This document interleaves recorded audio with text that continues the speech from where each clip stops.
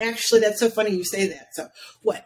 I call it fun art, not fine art. Okay. It's not going in the art museum. It's fun art. What's wrong with that? Right. He created something. People, when you look at a blank white canvas that's in like the modern museum and they're like, how is that art? It's your interpretation. Who am I to judge?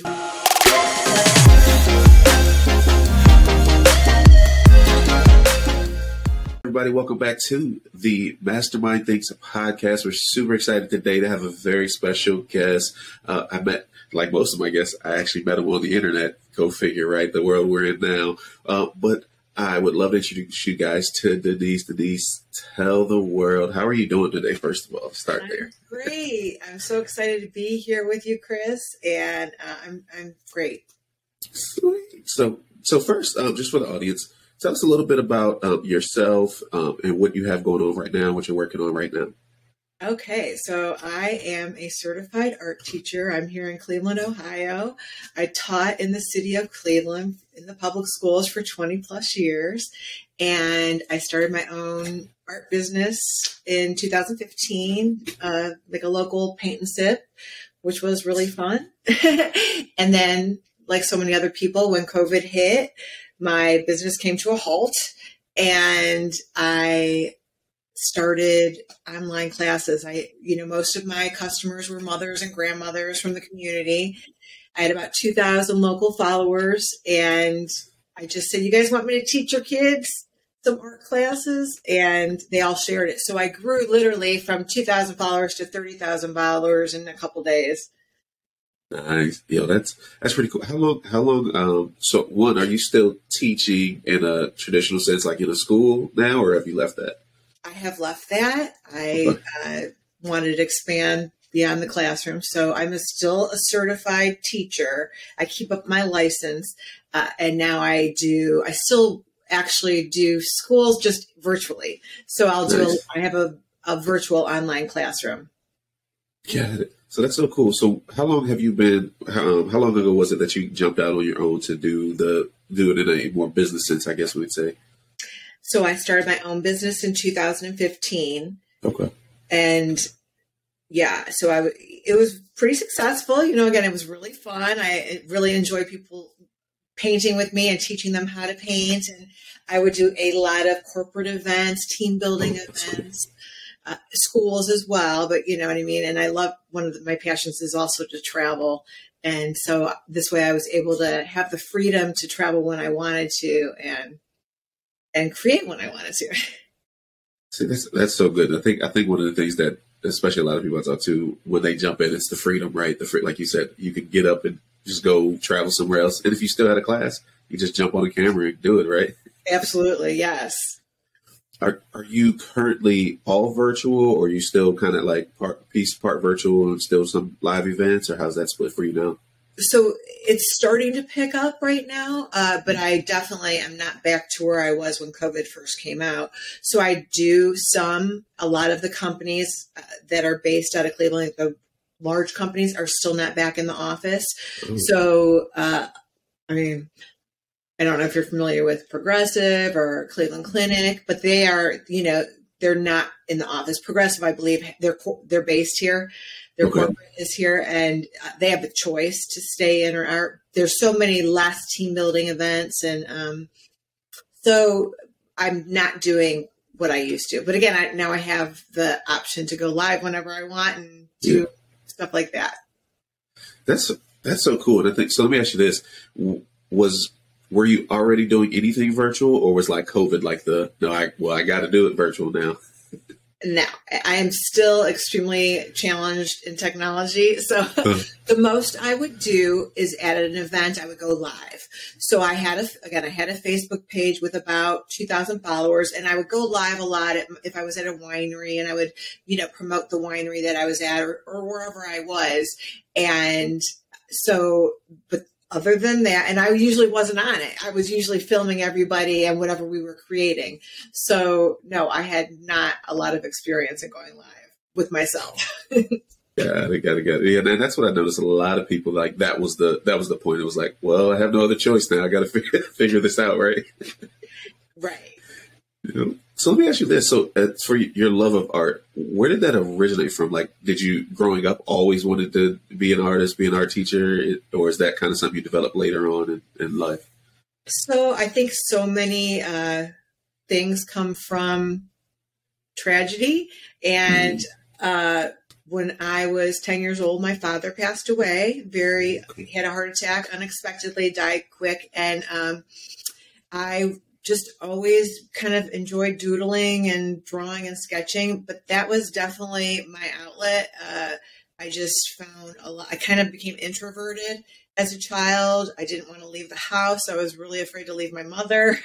So many things, changed about myself and my personality. So that's really when I kind of found my passion, my go-to. It just really made me feel better. And then people would say, "Oh, you can really draw." It just really, helped me in so many different ways. And that's really where my love of art started. Wow, that's and I think the part about it is how you found that passion in tragedy, right? And again, I know at the time that probably was really rough, and I understand that. And it's as you've grown, because and the reason I'm really asking this is because I saw, like, I'm looking at your credentials, and I'm like, I mean, bachelor's degree and a master's degree, and I'm like, I didn't even know, that, like, that was the path that you would take. Like, what made you go the college route and, like, to turn into being a teacher versus, hey, look, I'm just going to do art and be an artist? And because I kind of always see that difference. So I always wondered that. Well, I'll tell you. So I have two sisters. I'm the middle, and I am your typical middle rebellious child. Okay. So when I was in high school, so now, I'm coming out of my shell in high school. I went to an all-girls Catholic high school, and, we had a lot of fun. And again, I took all art classes. I was not great academically, more because I was having so much fun, and I just really wasn't too concerned about academics. But my mother said, "You're going to college. You do not have a choice. You're going. I don't care where you go, but you're going to college." So if I had and thank God I had a forceful, strong mother. And so I said, then I'm going to art school. If I have to go to college, I'm going to art school. I still didn't want to leave. I still kind of had that attachment to my mom and my home. So I stayed in Cleveland. My other two sisters both went away to college, but I stayed in Cleveland. I went right down the street. And so again, luckily I only applied to one college, and I was able to get in. So I went to the Cleveland Institute of Art and loved every minute of it. Again, we were creating and learning, and it was just really a great experience. But that's how I ended up there. So I want to say I was driven to, like, go to art school, but no, I was footloose and fancy free. So I love it. But I love how that meets, right? Because I feel like a lot of times, especially when you get into the college conversation, right, you have people that, when they rebel, they're just like, look, I'm just not going to go to college, right? But you were able to say, okay, you know what? I'll meet you halfway. I'll go, but I'm going to do what I love and that passion. Was that part hard? Like, was your mom supportive? Was family supportive that you were getting an art degree? Or were they kind of like, how do you make money as an artist? Because I hear that a lot in the past of where I come from, right? So it's 50-50. So again, my mother was like, all right, you can have, so I had my dad's old 76 Grand Prix. She's like, I'm going to give you Dad's car. You can take that to college. And so I was driving this big tank. I was the only one in college that had a car. Most of the people lived down at school, but it was great. And she was very supportive until I had to pick my major, which I wanted to major in painting. And she's like, you can't get a job in painting. You need to major in something else. And so I actually majored in graphic design, which I did not enjoy. We didn't even have all right. I hate to say, we didn't even have computers then. Okay. So everything was by hand. We had to be neat. I like to be a messy painter. Anyway, I did end up with a major in graphic design, and to progress, I couldn't find a job, and I was not happy with that graphic design job because I didn't have computer experience. At the time I was in a fine art college. Today, the Cleveland Institute of Art has a lot of computers, a lot of high tech, more commercial opportunity, but back then it was all my professors were smoking Lucky Strike, and we were like painting with turpentine and smoke. Like, we didn't even think about that stuff back then. So, all right, it was the 80s. I'm just going to say that much. Okay. That's hilarious. So, all right. So you've gone to school. Did you get your master's right after your bachelor's, or no? later? I did bartend throughout college, right down the street. And then I did have a job in graphic design for a short period of time, but I did not enjoy it. So I went and worked at the mall, and I was bartending at night. And my little sister was a teacher, a classroom teacher, teaching special ed and reading. And so she really influenced me to go back to school and get my master's. So I did. After about 5 years after I graduated, I went back and got my master's at Case Western Reserve, which is also in Cleveland, in art education. That was in 95. So I started teaching in the city in 95. And I got so much joy out of it. And again, I had so many children who came from beautiful families, but so many kids with broken families and no dad. And that was how, unfortunately, that was my experience. So I related to so many of the kids, and I just wanted them. I was like a pretty fun art teacher, I'm going to say. Like, all you had to do was give me some effort. Let's have fun. I find art so healing. And so I really enjoyed the 20 years that I was there. And so I love that approach. And so for you, because I hear it because it came from your experience, right? That's why art was healing. Did you find that and I feel like you did it for long enough where, you obviously kept doing it because you found joy in it. Did you feel like your students were capturing that joy for themselves in art? I believe so. And I'm still actually in contact with many of them on social media. So wow, that's cool. The positive aspects of social media, it really helps small business owners like myself, as well as staying in touch with people that I would never have been in touch with. So especially when I went virtual, so many of them saw me, and so they'll still reach out to me and comment and stuff like that. And so I believe there was a really good connection there. That's so cool. And now as we come forward, right? You said like 2015 you started your business. Give them the business name real quick so they know. Artist at Heart Paint Party. Got it. And so you started doing in-person events. And so when you first started doing the in-person, were those more corporate clients? Was there a mix of corporate and like the school thing, or how did that transition? It was so I don't have a brick and mortar. I was a traveling art party. I still am a traveling art party. And I would come to wherever the event was. So I was going to churches and corporate events, a lot of house parties. So for whatever reason, the people wanted to have a party at their house for a bachelorette or a family gathering, I would come in with everything. They would pick what they wanted to create. And so I would say it was definitely more house parties and wineries than corporate, but I still did corporate things as well. Got it. And so I've personally I've heard of, wine and sips and all the different like variations of it. So when you come, so we invite you and say, hey, we're having this event. We would love for you to come and host. Are you telling us what we're painting? Are you like giving us a list of ideas of like what we're going to create, or how does that process work in the party? And no, I'm just going to let you know that it's probably 99% women. This is what they like to do. You know what I mean? They sneak out of the house on a Monday. It's usually like a Monday, Tuesday, or Wednesday night when they can get away and meet their girlfriends, but it's usually women. And they can select, if it's a private house party, they'll tell me what they want to do. I have a church that just reached out to me and we're looking for a winter landscape. So I'll send them some ideas for winter landscapes. And then, so usually the customer knows what they're going to paint. So I have it done. Sometimes someone goes completely off the grid and does whatever they want to. So I'll give them a palette of the paint that's for that canvas, but I always bring every other color because a lot of times men especially, don't want to follow the rules. They want to do their own thing. So that's always an option. That's so cool. And It's because it's one of those things that I've always wanted to experience, and it's just I haven't gotten the opportunity yet.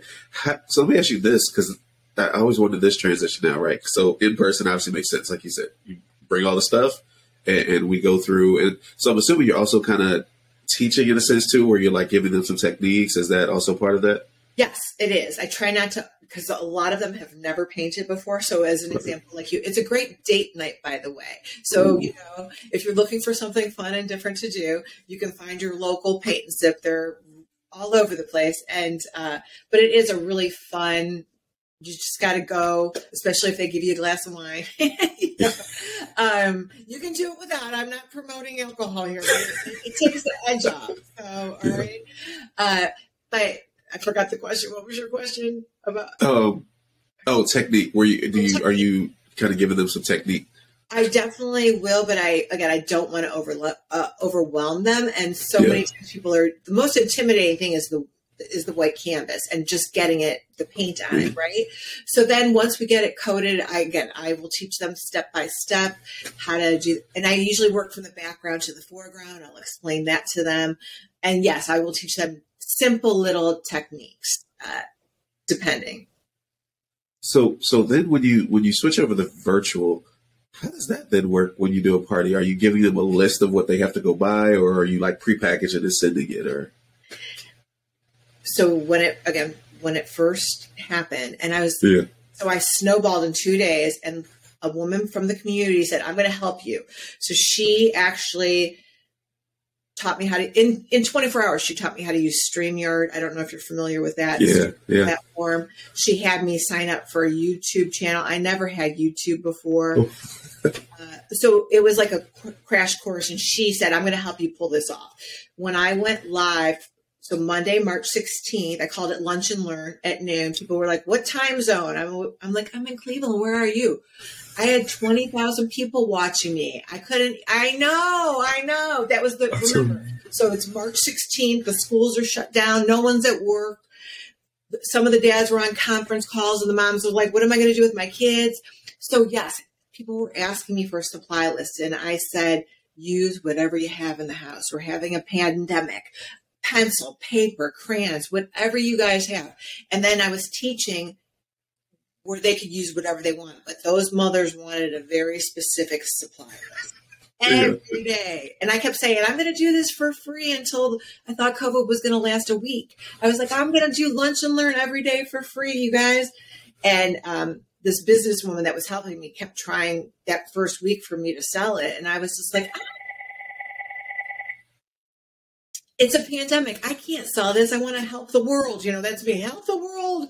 You guys, everybody calm down. We're going to get through this. Let's make art. That was so I will tell you that's how Amazon came into this whole, everything keeps evolving. So eventually I broke down and said, "All right, I'll give you a supply list." So I got, very specific in what colors they wanted and the size brushes and the size canvas. And a gentleman named Jim Fuse, who I think Jim was streaming on StreamYard. And I said, I need some help on Amazon. I have people who want supplies, and I just tell them to use whatever they want. But Jim actually is like, I'm going to help you get on Amazon. So because I did have this large following, he helped me, and I was able to become an Amazon influencer. I'm not, creator, let's say Amazon creator. And now I can actually tag products and, try them and test them and play in the products, and then actually sell them as well. Oh, I can't hear you. There we go.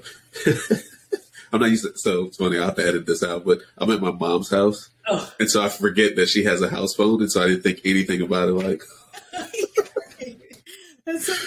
oh my gosh. In there. Landline. I know. Ooh, that'd be a good one. I'm going to have to add that. So how has your experience with Amazon? Have you been doing lives on Amazon, or just using the associates program? What's your experience so far with that? So I have been on Amazon now for a couple of years, and with StreamYard, I was able to stream my classes YouTube, Facebook, and Amazon simultaneously. I got a no because I wasn't focusing quite enough on the product as much as what I was teaching. So even though I was using the products, I was, like, oh, this is how you do it. And so I actually, when I stream now, I stream separately to Amazon because then I can focus just on the products. And then when I stream to Facebook or YouTube, I focus more on the art lesson. And I'll talk about the products that I'm using, and I can tag the products that I'm using.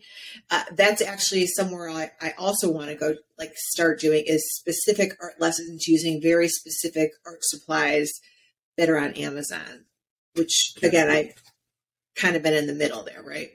I'd like for everybody to join me, and I want them to they don't have to use exactly what I'm using. Yeah. So let me ask you this: before the kind of the Amazon switch, right? Because the whole term content creator, right? Was that even a thought in your head, or you were just like, look, I'm an artist and I'm trying to do classes and get it to the people, and then it just, I guess this is what I'm doing. I call myself an accidental entrepreneur. It was not intentional. And again, it was people wanted to do. I was live. I stayed live March, April, May, 3 months. It kept me busy. I had no jobs. It gave me a reason to get up and shower and put makeup on and teach a lesson, right? Otherwise, I would have laid in bed drinking coffee and wondering what was going to happen to the world. Yeah. It kept me busy. I had so many wonderful people following me and commenting and sending me cards in the mail. And it was really just a gift to me as much as it was to them. So, but then I was like, I got to make some money. I'm a small business owner. I'm me, myself, and I. So, so then I started getting help and creating a new website and figuring out how I could now I have over 300 art videos. So I have a subscription group, and they're all packaged in there, all those 300 plus videos with printable templates in case they're real little or they just want a coloring sheet. And Amazon, all of that. It was not a planned venture. That's so cool, so amazing, because I love how sometimes you have to naturally adapt, or like you said, you're just like, I was just doing a thing, and then here I am now. And so, how long was it before you actually said the subscription thing? I think that's really cool for content creators, because a lot of times they won't. So our audience are entrepreneurs and content creators, and so we're always trying to give them those little tips and nuggets of a way that they can monetize what they do. How long was it before you were like, oh, I can package these videos? Was that even kind of you just created them all and they were like, I got to do something with it? Or was that forethought? No, it wasn't forethought. I had all these videos, and again, a lot of the kids were still homeschooled. I had homeschool kids that were still creating with me, military families around the country. A lot of the kids were going back and forth from school, and, not every day. I don't know if you remember that stage where the kids were going every other day because they didn't want the whole school in the building, or you know what I mean. But then and again, I really did enjoy teaching these lessons. So I was like, what can I do? And so I thought creating a website with all of these would be, and at the time, a lot of the schools were also hiring me for paid virtual, but live. So the kids would watch me live, and they would create with me step by step. Nice. So I would almost all 300 videos are recorded live with an audience. So then I used StreamYard, and if they wanted to come on and share their artwork, they could. So I would give them the link, and then if they, at the end, they would come on and share whatever they created, or just to say hi. It was very sweet. So now I go live about once a week, and then it goes into the video vault. So I keep adding to it. That's so cool. And where's your, so aside from the Amazon Live, for the content that you're putting into the vault, where are you streaming that to? Is that YouTube and Facebook, or where are you streaming that? Usually YouTube and Facebook. Okay. And I think right now I have maybe 100 videos on YouTube, so I don't have all of them on there. And of course, so the YouTube doesn't have the printable templates. my Facebook. So I have a free Facebook group, and then I have a subscription group on Facebook. So the free Facebook group has about 1,500 people. You can join Artists at Heart Paint Party. And then in there, you'll see some of my live videos. And then under the files tab, I have all the printable templates. I have a lot of teachers in those groups, so the teachers can utilize if we're doing pumpkins this month. I just did actually bats. I did Stella Luna, the book Stella Luna. Oh yeah. So I did the Stella. Sometimes I read a book, so I read Stella Luna, and then we made bats. So that's pretty cool. Yeah. That's so. And I think what I'm loving about your story is really how organic it was, right? How like you didn't even because you feel like some people get their story and they're like, yes, I sat down and I was like, I'm going to sell this thing to these people, and like so in your story. Even now, like, do you even have, say, one target audience, or is it kind of like it's so spread out because there's such different? Because I've heard you talk about, the stay-at-home or the homeschool kids, and then the schools, and then there's some corporate, and there's just some ladies who want to just get together. Like, does that make it hard for you, or is that?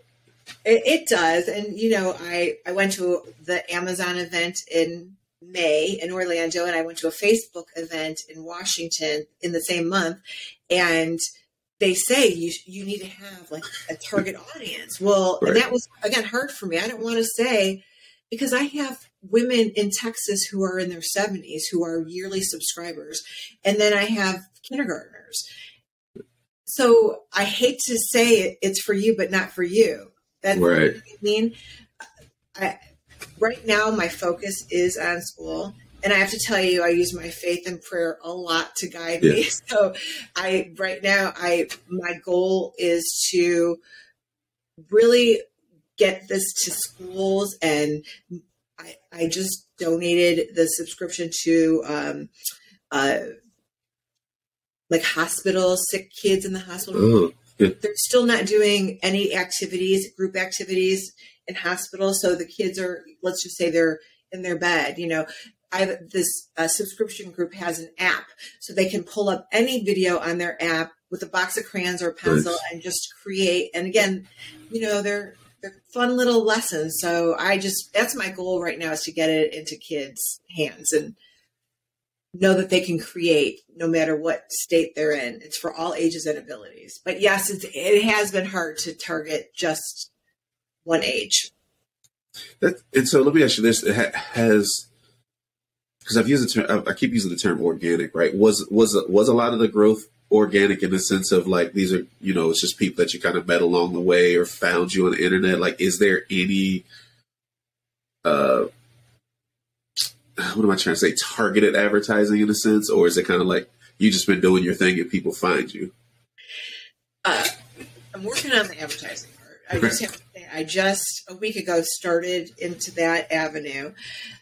So the 2,000 followers that I initially had were local in Cleveland, mostly women and mothers and grandmothers, right, who would join me at these events. And again, the power of social media, they shared it in 2 days. I jumped from 2,000 to 30,000. And it was just a post that said, do you guys want me to do some online art classes? And they all shared it.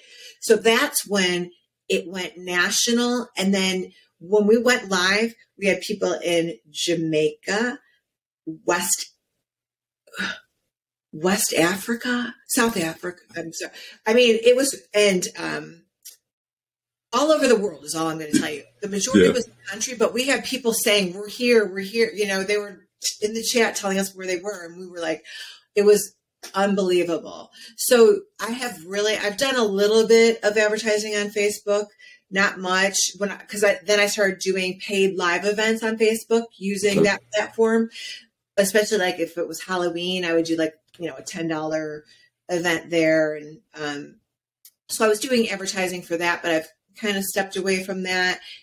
And my next goal will be to focus on my subscription group and again, try to get it more for kids. But kids aren't on social media. Kids are not on the social media that I'm on. Like, again, it's their parents, right? So it's the moms or the dads, but it's the parents that are on the social media. And again, that's why it's also been a little bit challenging. Got you. And it's so, And then let me ask you this, just and again, because I know you kind of moved to virtual because of the force, right? Do you actually like virtual, or would you prefer it the in person, or is it kind of like, hey, you know what, I like both now since it's available? Well, I love virtual. I'm in my bedroom. Okay. I love that. You guys have no idea what's on the waist down, right? How many people? No, I do have shorts on, but I mean, plenty of times I've had pajamas. So you love those stories.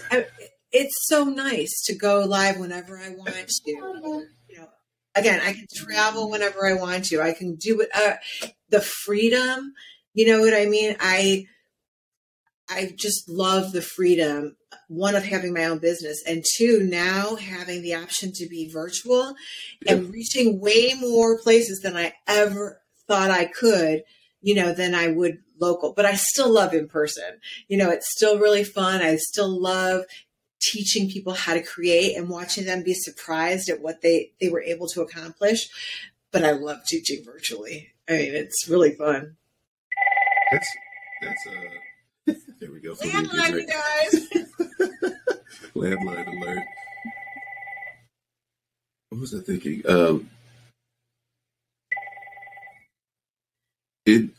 One of the things I also wanted to ask too is, right, so I just read this book. I joined this book club because I was like, I don't get to read enough. Let me do it. And the book was, I can't even pronounce the word. It's like Akigi or something like that. It's some like Japanese thing about being about loving what you do and like how to live long life. And like what I love about everything I'm hearing you say is like you've been doing this for so long. Like your life has been around art. Is art also your hobby as well, or is it kind of like a, you know, I do it over here and it's work and it's a passion, but I got other stuff that I'd rather do in my free time per se, or is it art is just your life? Well, I will say that art and drinking wine are two of my favorite things, and they went hand in hand. I'm sorry, that's funny, but it's true. So when I was a teacher and I was teaching art, I did get burnt out, and I was like, I didn't want to make art. Just, you know, God bless teachers. The blood, sweat, and tears that they put into education and to the teaching kids. And I think even now, so my sister, along with all my other educator friends, are saying the kids are finally at this point kind of getting back to learning how to socialize again and being back in the classroom. But it took a while. Like last year was rough. It was rough for everybody. So I did get burnt out with art, and I did not want to create outside of the classroom. Now I do love it.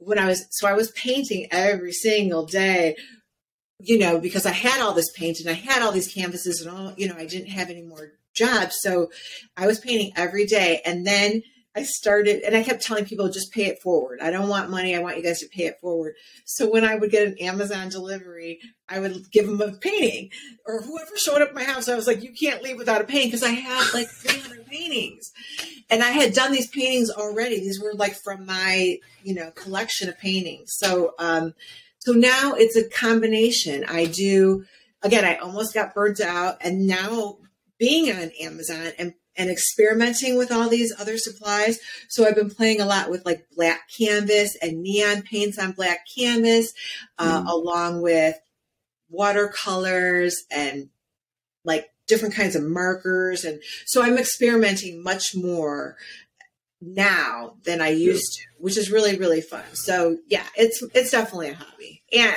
you know, it's both. That's so cool. That's why I was asked that, because I think that's, even for me, like, content creation is work for me, but it's what I love to do, and so I get to do it all the time. And like, so I always wonder that a lot of times.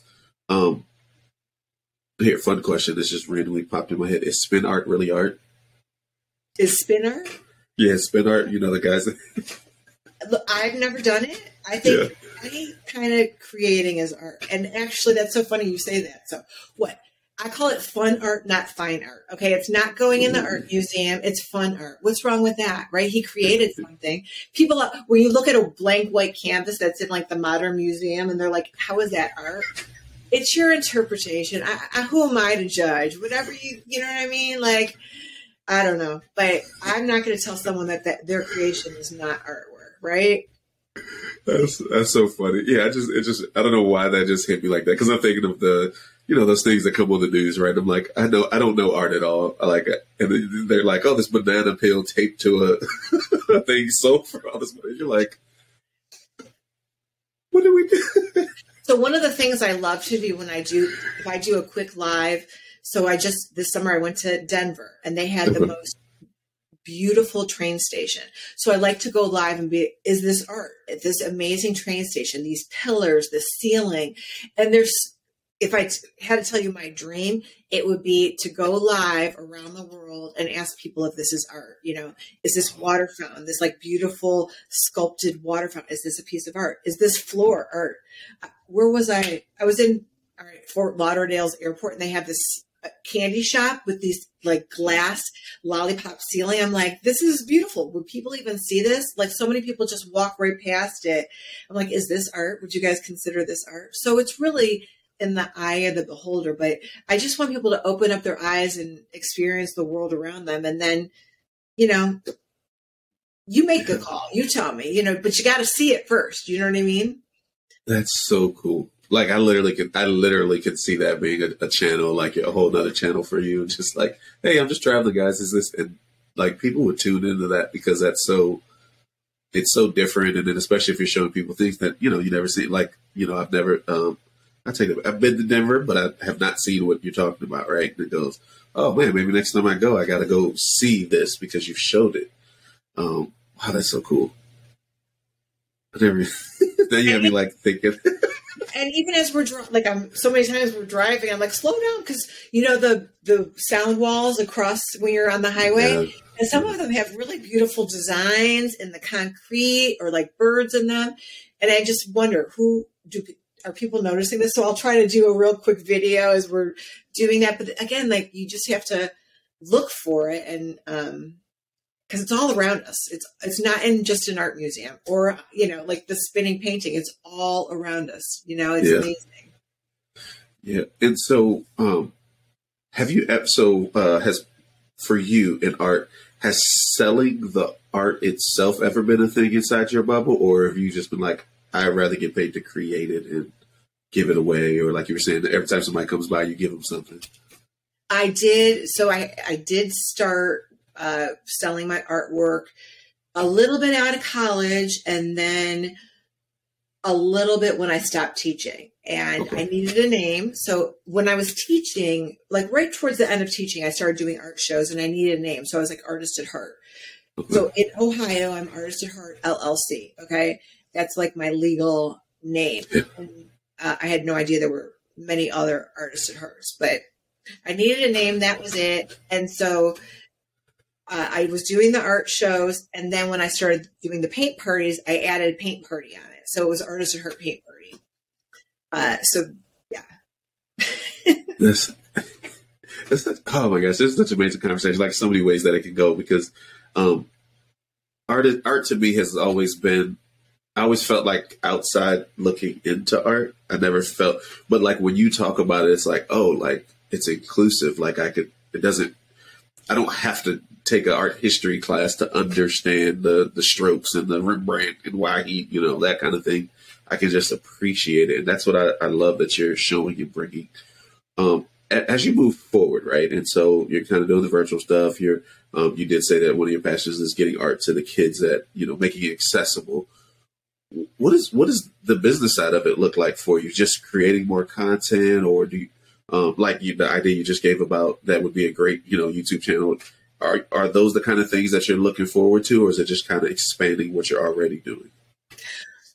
My goal, I call it my little baby, it would be so artistheart.org is my website, and that houses all my video vault. So that would be, again, my goal would be to get it into the kids of all ages and abilities. Because they really want me to focus on a grade, I say, okay, like elementary school, kindergarten through 5th grade. But I have friends who are middle school teachers who are using it with their middle school kids, and they love it. Yeah. So that's my big goal. And then my other one, like if I had to do whatever, I would love to travel the world again and focus on This is art, you guys, this is art. Or even clothes or shoes or, is this art? And then so the YouTube channel, I've only done, my Amazon is over there when I'm streaming Amazon, and then my art videos. So I haven't done any, hey, do you guys think of this as art? And I don't, like, you're way more techie. Do I create a new channel or do I make it part of the other one? You know what I mean? That's what I don't know. Yeah, for me, again, listening to you talk, like, I think it could fit into what you're already doing. Because again, like, and again, a lot of this is because just the passion that you're pouring off, right? Is that you're literally, you are, look, I just blanked out. Business name again was Artist at Heart. Yeah. And like, to me, that speaks to that name, because you're like, art is everywhere. Art is life. And so it's not just me painting or teaching you how to draw this or paint this or color this, right? It's let's appreciate what's out there in the world. And I feel like that is all encompassed in your brand. And that's why I asked that, because even the people that I've had conversations with, they have a passion, but a lot of times their passion is kind of tied to money, right? And yeah, we got to make money. We got bills to pay, right? But like, I want to say you're one of the first ones that I've talked to that your passion just comes through camera over the internet. It just pours out so much where you're getting me excited. I'm like, I know that I'm not, nobody would buy a painting that I would make, but like, you make me want to go, well, let me just take time and like see if this is a good hobby for me, if it's something that would relax me. The tip of it's a great date night thing, right? Like those kind of things. And so like, I'm getting so excited, like listening to you talk about it. So that's why I asked that question, because I think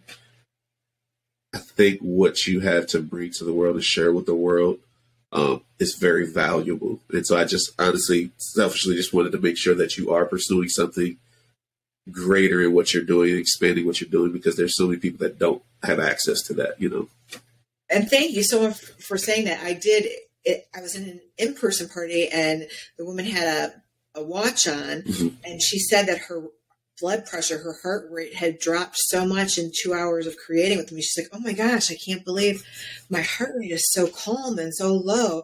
And again, a lot of people said how it calmed them down. Again, we're all in this crisis. Initially we were like all panicking in this crisis, and how calming, and just having that every day at noon to focus on.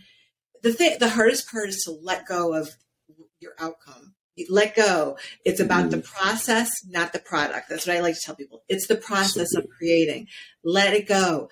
I said, I don't care if you give it away as a white elephant gift, if it goes under your bed, or you save it and you watch how you evolve, because you will evolve. It's like anything else. The more you do it, the better you get at it, right? So I'm sure LeBron James still practices basketball, right? Every day, I'm sure. And he just gets better and better. Artists is like cooking or anything else. The more you do it, the better you're going to get. And then you're also going to get some sense of calming, almost like a mindfulness activity. That's so good.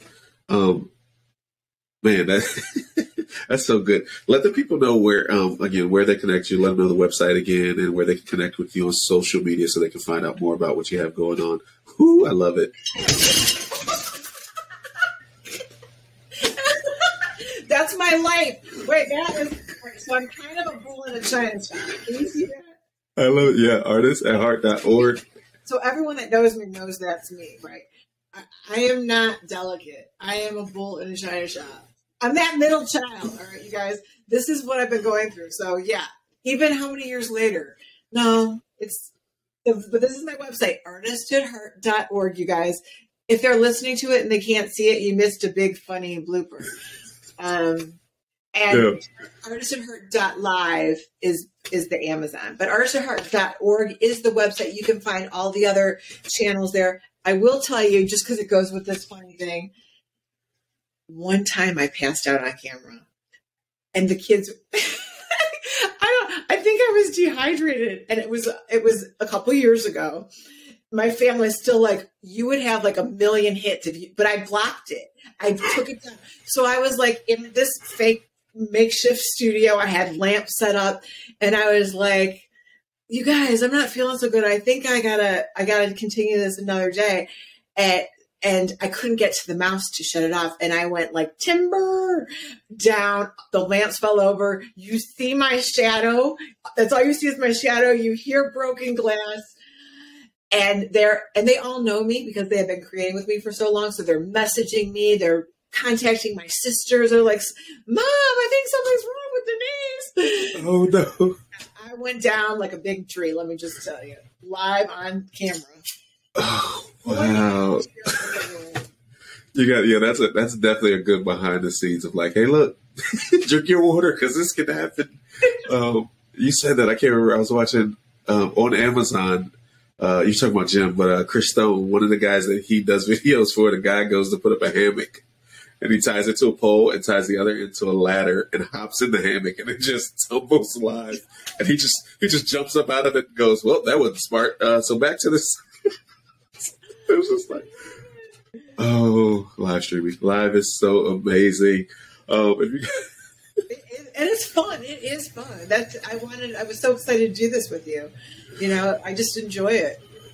Oh man, this is so amazing. I appreciate you taking the time to come and just the honesty and vulnerability that you were able to give and telling your story, because I feel like stories help other people that are going through things and go, oh, well, if she can do that, I can do this, because she had the power to get through it. She was able to find the creativity and the passion.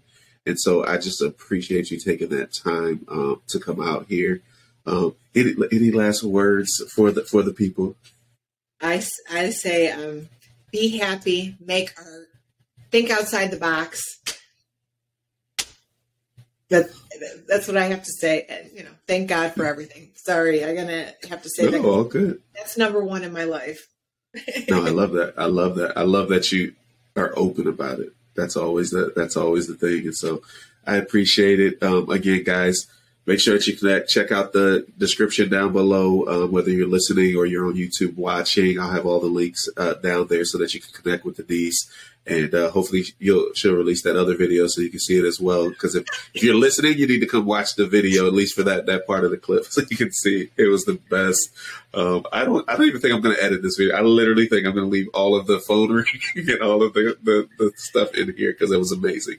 And the next time the phone rings, I want you to show the landline, because some kids have never even seen a landline. Isn't that funny with the cord? Yep. And it's a corded phone back. That's what makes it so bad. Is it's actually the corded one, and I can't unplug it because then the wireless ones won't work. Love it. Oh my gosh! Again, thank you so much. That's amazing. It was great. Welcome. All right, see you guys in the next episode of Mastermind Things Podcast.